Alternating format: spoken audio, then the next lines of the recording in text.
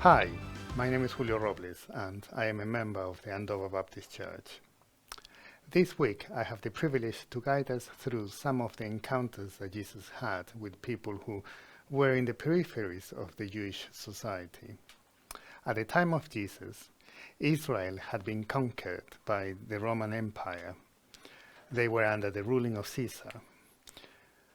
Jewish people had to obey Roman laws and also pay Roman taxes. The empire was heavily protected by a strong military presence. Roman soldiers lived among the Jewish society usually experienced rejection or suspicion as being the physical presence of the oppressive regime. The Bible tells us about an encounter of precisely one of these Roman soldiers, a centurion, to be more precise. A centurion was the commander of a small unit of the Roman legion. He would have a group of soldiers under him and be himself under the command of people above him. Let's take a look at this encounter starting at Matthew chapter 8, verse 5. When Jesus had entered Capernaum, a centurion came to him asking for help. "Lord," he said, "my servant lies at home, paralyzed, suffering terribly." Jesus said to him, "Shall I come and heal him?"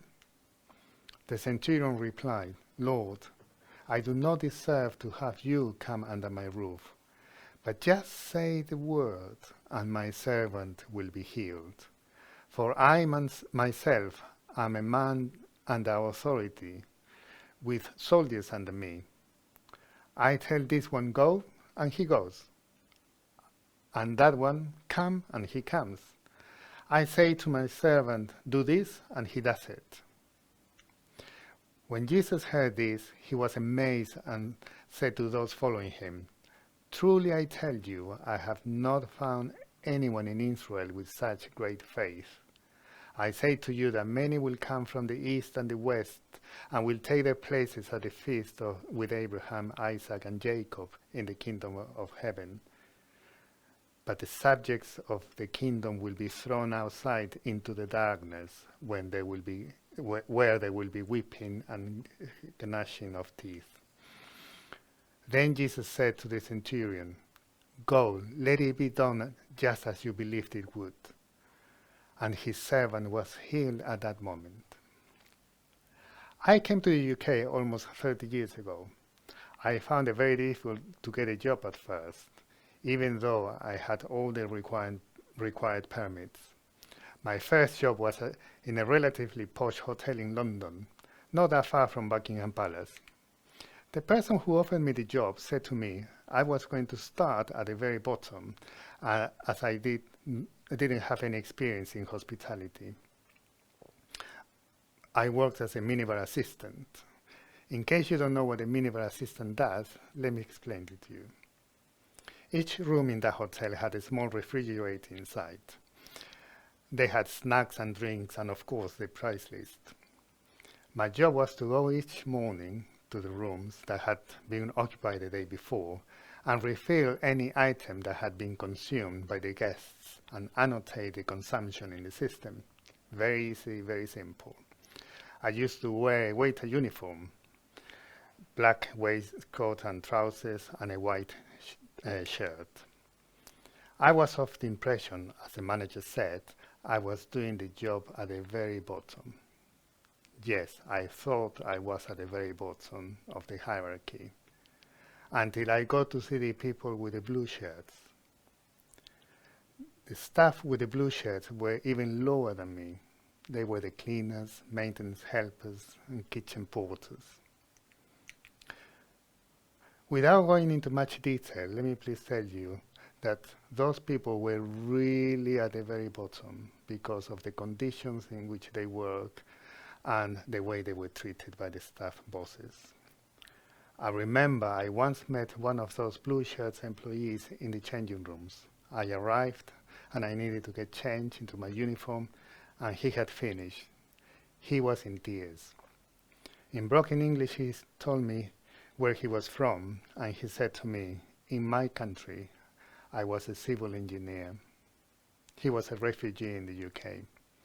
The conversation didn't last very long.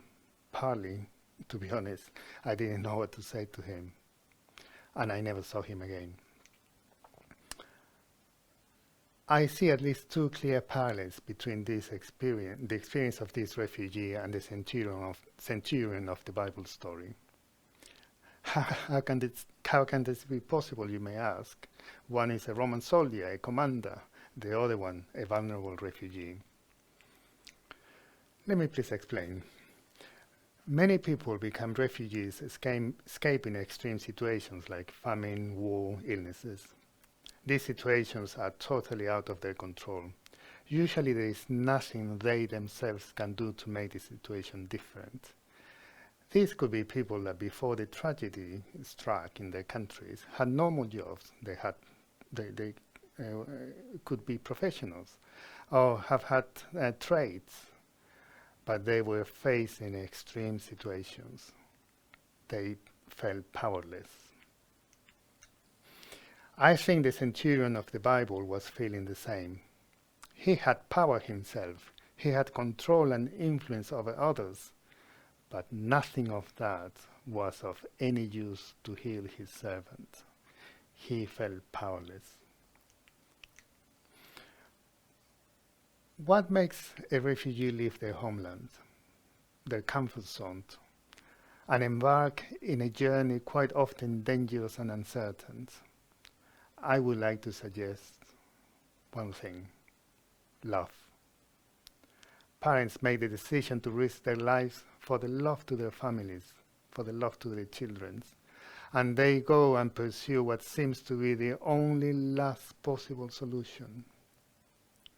The centurion of the Bible story left the comfort of his home and went to seek help from the only person he thought could do something for his servant, Jesus Christ. He no doubt faced being ridiculed by his fellow Roman compatriots. He could have been verbally abused by Jewish people for seeking help from a Jewish when he was exploiting the country. I also wonder whether he could have risked his job as a centurion by doing what he did. But for the centurion, it was more important to try to stop his servant's suffering. Jesus' response to the centurion was beautiful. He recognized his faith and the love that was moving him and healed his servant. He also publicly acknowledged the depth of his faith.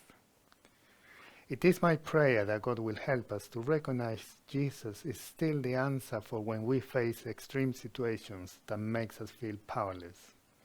And also that will help us communicate this message to people that may be facing situations like that. There is a song in the description of this video at the bottom of this page. And from me, many thanks for watching.